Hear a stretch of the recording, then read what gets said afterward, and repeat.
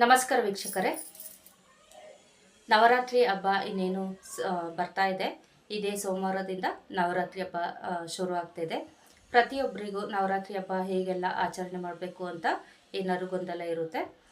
ಹಾಗೆ ಅಖಂಡ ದೀಪದ ಬಗ್ಗೆ ಆಗಲಿ, ಕಳಸ ಘಟಸ್ಥಾಪನೆ ಬಗ್ಗೆ ಆಗಲಿ, ಮತ್ತು ನವರಾತ್ರಿನ ಯಾವ ರೀತಿ ಆಚರಣೆ ಮಾಡ್ಕೋಬೇಕು, ಯಾವ ಥರ ಉಪವಾಸಗಳನ್ನ ಮಾಡಬೇಕು, ಏನೆಲ್ಲ ಪೂಜೆ ಮಾಡಬೇಕು ಅಂತೆಲ್ಲ ಗೊಂದಲ ಇರುತ್ತೆ. ಕೆಲವರು ಆಚರಿಸ್ಕೊಂಡು ಬಂದಿರ್ತಾರೆ, ಏನು ಘಟಸ್ಥಾಪನೆ ಎಲ್ಲ ಮಾಡಿ ಆಚರಿಸ್ತಾ ಇರ್ತಾರೆ ಪ್ರತಿ ವರ್ಷ. ಹೊಸದಾಗಿ ಏನಾದರೂ ನೀವು ಘಟಸ್ಥಾಪನೆ ಮಾಡಬೇಕು ಅಂತ ಇದ್ದರೆ ಅಥವಾ ನಂದಾದೀಪ ಉರಿಸ್ಬೇಕು ಅಂತ ಇದ್ದರೆ ಕೆಲವು ಮುನ್ನೆಚ್ಚರಿಕೆ ಕ್ರಮಗಳನ್ನ ನೀವು ಅನುಸರಿಸ್ಬೇಕಾಗುತ್ತೆ. ಅದು ಯಾವುದು ಅಂತ ಹೇಳಿದ್ರೆ, ಈಗ ನಿಮ್ಮ ಮನೇಲಿ ಘಟಸ್ಥಾಪನೆ ಹಿಂದಿನಿಂದ ನಿಮ್ಮ ಹಿರಿಯರು ಯಾರು ಮಾಡ್ಕೊ ಬಂದಿದ್ರೆ ನೀವು ಮಾಡ್ಬೋದು, ತೊಂದರೆ ಏನಿಲ್ಲ. ಅದ್ರದ್ದು ವಿಧಾನ ಎಲ್ಲ ಈಗಾಗಲೇ ಯೂಟ್ಯೂಬಲ್ಲೆಲ್ಲ ಹೇಳಿರ್ತಾರೆ, ನೀವು ನೋಡಿರ್ತೀರ, ನಿಮ್ಮ ಮನೆ ಪದ್ಧತಿ ಥರ ನೀವು ಮಾಡ್ಕೊಂಡಿರ್ತೀರ. ಅಕಸ್ಮಾತ್ ನೀವು ನಂದಾದೀಪ ಏನಾದ್ರು ಹಚ್ಚೋಂಗಿದ್ರೆ ಅದು ಕೂಡ ನಿಮಗೆ ಒಂದು ನಿಯಮದ ಪ್ರಕಾರ ಮಾಡಬೇಕು. ಇನ್ನು ರಾತ್ರಿಯಲ್ಲಿ ಅತಿ ಮುಖ್ಯವಾಗಿ ಉಪವಾಸ ಅನ್ನೋದು ಬರುತ್ತೆ, ಉಪವಾಸ ಆಚರಣೆ. ಉಪವಾಸ ಮಾಡಿ ದೇವಿನ ಆರಾಧನೆ ಮಾಡೋರು ಕೆಲವರೊಬ್ಬರು ಇರ್ತಾರೆ. ಆದರೆ ಶಾಸ್ತ್ರದಲ್ಲಿ ಹೇಳುತ್ತೆ, ಯಾವ ಒಬ್ಬ ಮಹಿಳೆ ಸ್ತ್ರೀ ಮುತ್ತೈದೆ ಅತಿಯಾಗಿ ಉಪವಾಸ ಮಾಡ್ತಾರೆ ಅಂತ ಹೇಳಿದ್ರೆ ಅವ್ರದ್ದು ಗಂಡನಿಗೆ ಅಲ್ಪಾಯುಷ್ಯ ಆಗುತ್ತೆ. ನೀವು ಏಕಾದಶಿ ಮತ್ತು ಸಂಕಷ್ಟಾರ ಚತುರ್ಥಿ ಎಲ್ಲ ನೀವು ಉಪವಾಸ ಇದ್ದೇ ಮಾಡಬೇಕು. ಇನ್ನು ಕೆಲವು ಮಂಗಳಗೌರಿ ವ್ರತ ಆಗಿರ್ಬೋದು ಅಥವಾ ಸ್ವರ್ಣಗೌರಿ ವ್ರತ ಆಗಿರ್ಬೋದು, ನೆಕ್ಸ್ಟು ವರಮಹಾಲಕ್ಷ್ಮಿ ಹಬ್ಬಕ್ಕೂ ಆಗಿರ್ಬೋದು ಉಪವಾಸನ ಇಂಥ ಮುಖ್ಯವಾಗಿ. ಆಮೇಲೆ ಸೌಭಾಗ್ಯ ವ್ರತನ ಕೂಡ ನೀವು ಉಪವಾಸ ಮಾಡಿ ಮಾಡ್ಬೋದು. ನೀವು ವಾರದಲ್ಲಿ ಒಂದು 3 ದಿನ ಆಗಲಿ, ವಾರಕ್ಕೊಮ್ಮೆ ಆಗಲಿ ಉಪವಾಸ ಎಲ್ಲ ಮಾಡೋದೆಲ್ಲ ಮಾಡಬಾರ್ದು. ಇದರಿಂದ ಆಕೆ ಗಂಡನ ಆಯುಸ್ಸು ಕಡಿಮೆ ಆಗುತ್ತೆ ಅಂತ ಹೇಳ್ತಾರೆ. ಉಪವಾಸ ಅಂತ ಹೇಳಿದ್ರೆ ಸಾಧನೆ ಮಾಡ್ಕೋಬೇಕಾಗಿರೋರು, ಸಿದ್ಧಿ ಮಾಡ್ಕೊಬೇಕಾಗಿರೋರು ಅಥವಾ ನವರಾತ್ರಿಲಿ ದೀಕ್ಷೆ ತಗೊಂಡು ಆಚರಣೆ ಮಾಡೋರು ಉಪವಾಸ ಮಾಡಿದ್ರೆ ಪರವಾಗಿಲ್ಲ. ನೀವು ಸುಮ್ಮನೆ ನಾನು ಉಪವಾಸ ಮಾಡ್ತೀನಿ ಅಂತ ಹೇಳಿ ನಿಮ್ಮ ಜ್ಞಾನ ಎಲ್ಲ ಎಲ್ಲಿರುತ್ತೆ, ಯೋಚನೆ ಏನು ಮಾಡ್ತಾ ಇರ್ತೀರ, ಉಪವಾಸ ಮಾಡ್ತೀನಿ ಅಂತ ಹೇಳ್ತಾ ಇರ್ತೀರ, ಹೊಟ್ಟೆ ಹಸುವಾಗ್ತಾ ಇರುತ್ತೆ. ಅದು ಒಂಥರ ಹೊಟ್ಟೆ ಹಸುವಾದ್ರೆ ಕೋಪ ಅನ್ನೋದೆಲ್ಲ ಸಹಜವಾಗಿ ಬರುತ್ತೆ. ನೀವು ನಿಮ್ಮ ಮಕ್ಕಳಿಗೆ ತೊಂದರೆ ಕೊಟ್ಕೊಂಡು ಅಥವಾ ನಿಮ್ಮ ಮನೆಯವ್ರಿಗೆ ಏನಾದ್ರು ತೊಂದರೆ ಕೊಟ್ಕೊಂಡು ನೀವು ಉಪವಾಸ ಆಚರಣೆ ಮಾಡಿಕೊಂಡು ದಸರಾ ಹಬ್ಬ ಅಂದರೆ ನವರಾತ್ರಿ ಹಬ್ಬನ ನೀವೇನಾದರೂ ಆಚರಣೆ ಮಾಡ್ತು ಅಂತ ಹೇಳಿದ್ರೆ ಅದರಿಂದ ನಿಮಗೆ ದೋಷನೇ ಬರೋದು.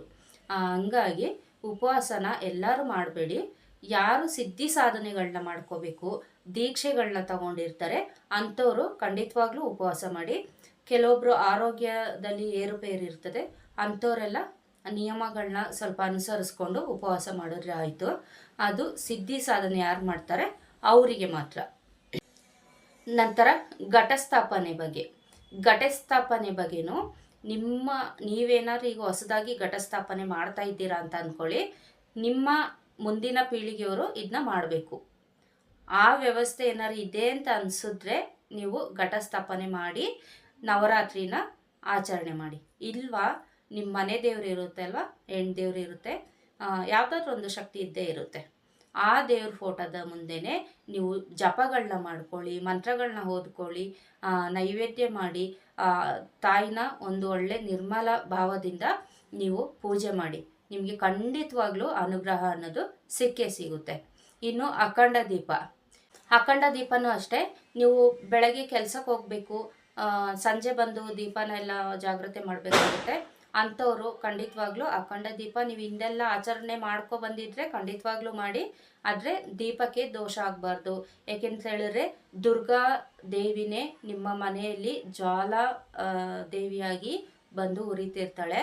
ಸೊ ಹಾಗಾಗಿ ಅಖಂಡ ದೀಪ ಹಚ್ಚೋರು ತುಂಬ ಜಾಗ್ರತೆ ವಹಿಸಬೇಕು. ಬತ್ತಿ ಎಲ್ಲ ಸ್ವಲ್ಪ ಉದ್ದುದ್ದಕ್ಕೆ ಹಾಕೊಂಡಿರ್ಬೇಕು. ನಾನು ಹಿಂದೆ ವಿಡಿಯೋದಲ್ಲೆಲ್ಲ ತೋರಿಸಿದ್ದೀನಿ ಅಖಂಡ ದೀಪ ಯಾಕೆ ಹಚ್ಚಬೇಕು ಅಂತ. ಅಖಂಡ ದೀಪ ಹಚ್ಚಕ್ಕೆ ಯಾರ ಕೈಲಿ ಸಾಧ್ಯ ಇಲ್ಲ ಅಂಥವ್ರು ದೇವಿ ದುರ್ಗಾ ಇದು ದೀಪನ ಹಚ್ಚಬಹುದು. ಇದ್ರ ಬಗ್ಗೆ ಕೂಡ ನಾನು ಈಗಾಗಲೇ ವಿಡಿಯೋ ಅಪ್ಲೋಡ್ ಮಾಡಿದ್ದೀನಿ. ಈ ದೀಪ ದುರ್ಗಾ ಬಗ್ಗೆನೂ ಅಷ್ಟೇ, ನೀವು ತುಂಬ ಜಾಗ್ರತೆಯಿಂದನೇ ಅದನ್ನ ಹಚ್ಚಬೇಕಾಗುತ್ತೆ. ಅದಕ್ಕೆ ಇಂಥ ನಿಯಮಗಳು ಅಂತೆಲ್ಲ ಲಲಿತಾ ಸಹಸ್ರನಾಮ ಎಲ್ಲ ಪಠನೆ ಮಾಡಬೇಕಾಗುತ್ತೆ, ದುರ್ಗಾ ಕವಚ ಎಲ್ಲ ಓದಬೇಕಾಗುತ್ತೆ. ಓದೋಕ್ಕಾಗದಿದ್ರೂ ನೀವು ಕೇಳಿಸ್ಕೋಬೋದು. ಈ ರೀತಿ ದೇವಿ ದುರ್ಗಾ ದೀಪ ಕೂಡ ನೀವು ಆರಾಧನೆ ಮಾಡ್ಕೋಬೋದು. ಇದರಿಂದ ಸಾಕಷ್ಟು ಉತ್ತಮ ಫಲಗಳನ್ನೇ ನೀವು ಪಡಿತೀರ. ಇನ್ನು ನವರಾತ್ರಿಯಲ್ಲಿ ಅತಿ ಮುಖ್ಯವಾಗಿ ಬನ್ನಿ ಮರದ ಪೂಜೆ ಮಾಡ್ತೀವಿ. ಬನ್ನಿ ಮರ ಪೂಜೆ ಮಾಡಬೇಕಾದ್ರೆ ನಾವು ಸೂರ್ಯ ಉದಯಿಸಬಾರ್ದು, ಆಕಾಶದಲ್ಲಿ ನಕ್ಷತ್ರಗಳು ಕಾಣ್ತಾ ಇರಬೇಕು. ಇದು ನಮಗೆ ನವರಾತ್ರಿ ಅನ್ನೋದು ಪಾಡ್ಯದಿಂದ ಶುರುವಾಗುತ್ತೆ, ಆಶ್ವಯುಜ ಮಾಸದಲ್ಲಿ. ಸೊ ಹಂಗಾಗಿ ಪಾಡ್ಯದಿಂದ ಹಿಡಿದು ನವರಾತ್ರಿ ಅಂದರೆ ವಿಜಯದಶಮಿಯವರೆಗೂ ನೀವು ಬನ್ನಿ ಮರದ ಪೂಜೆ ಬೆಳಗಿನ ಜಾವನೇ ಮಾಡಬೇಕಾಗುತ್ತೆ. ಸೂರ್ಯ ಇನ್ನೂ ಉದಯಿಸಿರಬಾರ್ದು. ಅಂಥ ಸಮಯದಲ್ಲಿ ನೀವು ಸಂಜೆನೇ ಹೋಗ್ಬಿಟ್ಟು ಬನ್ನಿ ಮರಕ್ಕೆಲ್ಲ ಅದು ಸುತ್ತೆಲ್ಲ ತೊಳೆದು ಬಂದಿರಬೇಕು. ನಂತರ ಮಾರನೇ ದಿನವೂ ಏನು ಮಾಡ್ತೀರಾ, ಬೆಳಗ್ಗೆ ಎದ್ದು ನೀವು ಶುಚಿಭೂತರೆಲ್ಲ ಆದಮೇಲೆ ನಿಮಗೆ ಒಂದು ಚೊಂಬು ನೀರು, 2 ದೀಪ, ತುಪ್ಪದ ದೀಪ ಆಗಿರಲಿ ಯಾವುದೇ ಥರ ದೀಪ ಆಗಿರಲಿ ಪರವಾಗಿಲ್ಲ, ದೀಪ, ಆಮೇಲೆ ಹೂವು, ಅಕ್ಷತೆ, ನೈವೇದ್ಯಕ್ಕೆ ಸಕ್ಕರೆ, ಇದಿಷ್ಟನ್ನು ತಗೋಗ್ಬೇಕು. ನೀವು ಇದು ಎಲೆ ಅಡಿಕೆ ಬಾಳೆಹಣ್ಣು ಕೂಡ ಇಡ್ಬೋದು, ಇದು ನೈವೇದ್ಯ ಕೂಡ ಇಡ್ಬೋದು. ಆಮೇಲೆ ಪ್ರತಿದಿನ ಗೆಜ್ಜೆ ವಸ್ತ್ರ ಏರಿಸಲೇಬೇಕಾಗುತ್ತೆ.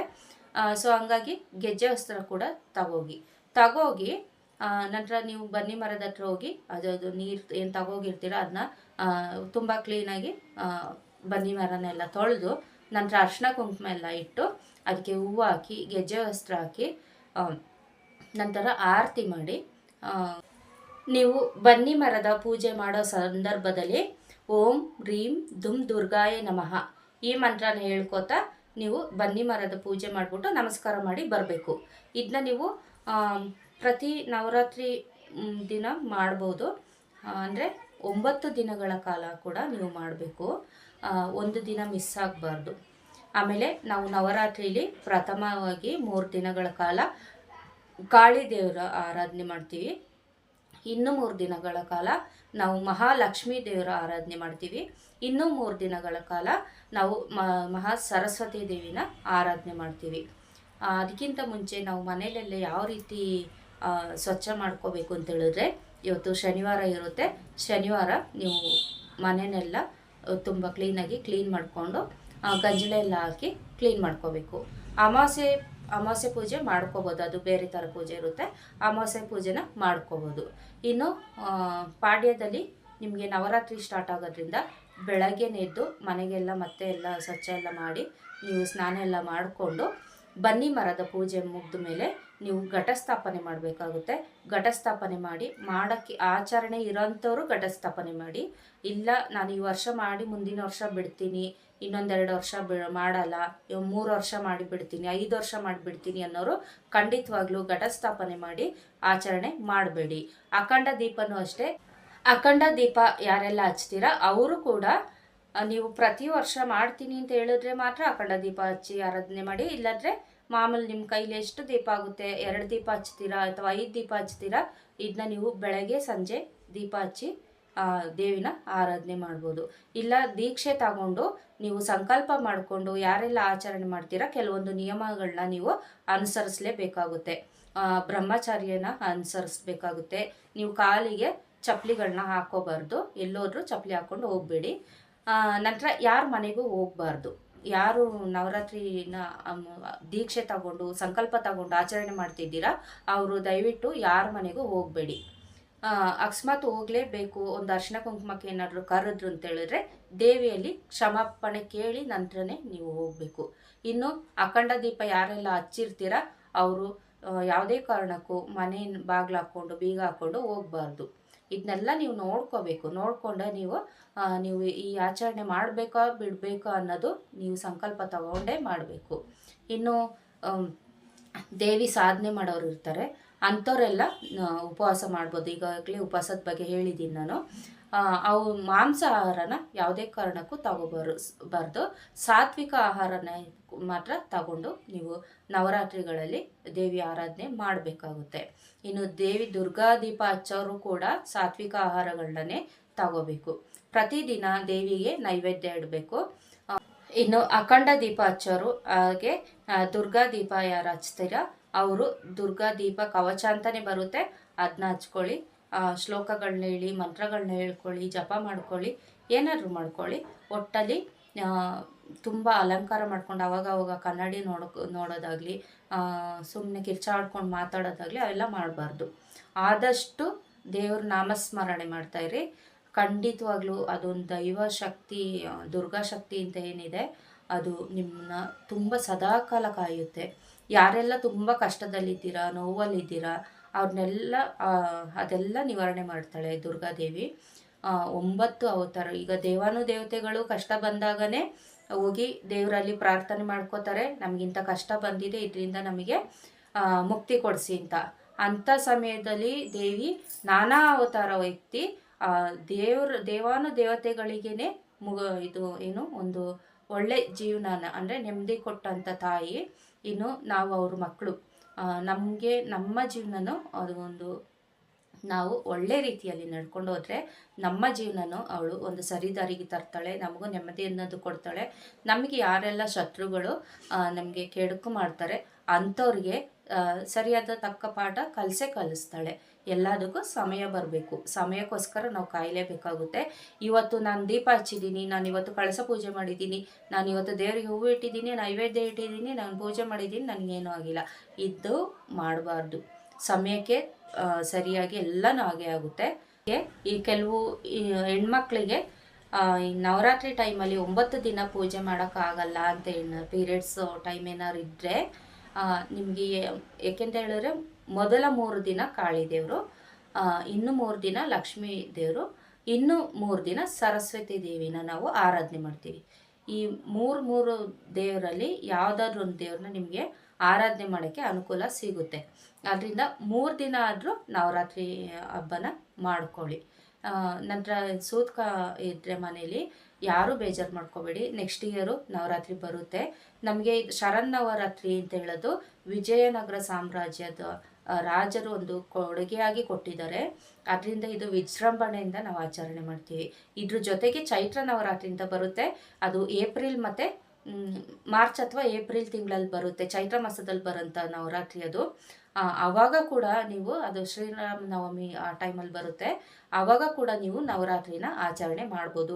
ಇಲ್ಲಿ ಯಾವ ರೀತಿ ದೇವಿ ನಾನಾ ಅವತಾರಗಳನ್ನ ತಾಳ್ತಾಳೆ, ಆ ನವರಾತ್ರಿಗಳಲ್ಲೂ ಅದೇ ದೇವಿ ಅವತಾರನ ನಾವು ಪೂಜೆ ಮಾಡ್ತೀವಿ.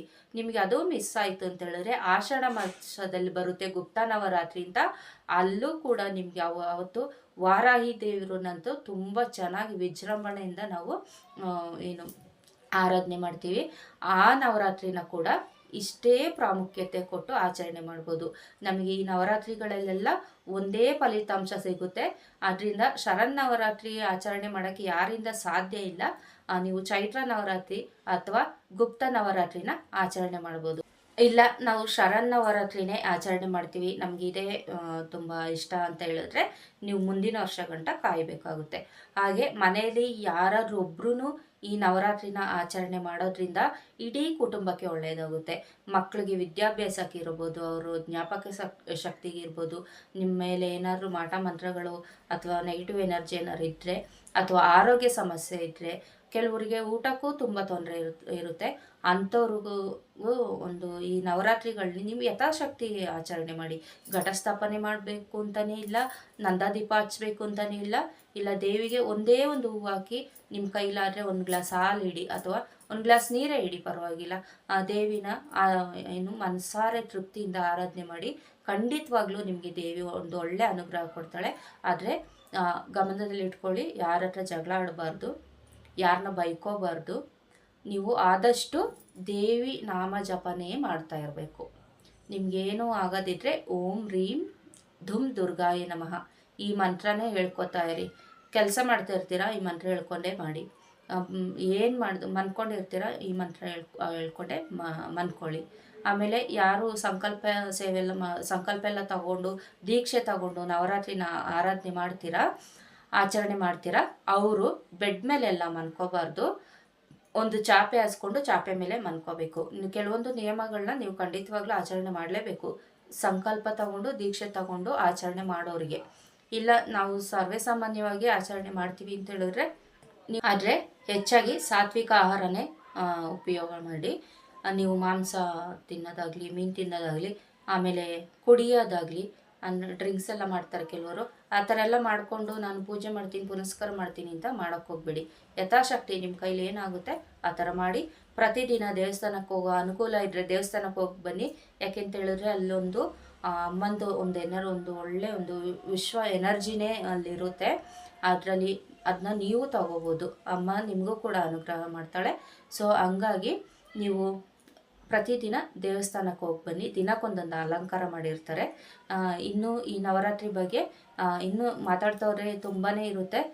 ಸೊ ಹಂಗಾಗಿ ಇಷ್ಟು ಸಾಕು ಅಂತ ಅನ್ಕೋತೀನಿ. ಇದೇ ಲಾಂಗ್ ವಿಡಿಯೋ ಆಯಿತು. ಮುಂದಿನ ವಿಡಿಯೋದಲ್ಲಿ ಸಿಗೋಣ. ನವರಾತ್ರಿ ಬಗ್ಗೆ ನಿಮಗೆ ಆದಷ್ಟು ಹೆಚ್ಚಿನ ಮಾಹಿತಿ ಕೊಟ್ಟಿದ್ದೀನಿ ಅಂತ ಅಂದ್ಕೊಂಡಿದ್ದೀನಿ. ಇನ್ನು ಪ್ರತಿದಿನ ಯಾವ್ಯಾವ ದೇವ್ರನ್ನ ಯಾವ್ಯಾವ ಮಂತ್ರದಿಂದ ಎಲ್ಲ ಆಚರಣೆ ಮಾಡಬೇಕು ಮತ್ತು ನೈವೇದ್ಯ ಏನು ಮಾಡಬೇಕು ಅಂತ ನಾನು ಮುಂದಿನ ವಿಡಿಯೋದಲ್ಲಿ ತಿಳಿಸ್ಕೊಡ್ತೀನಿ.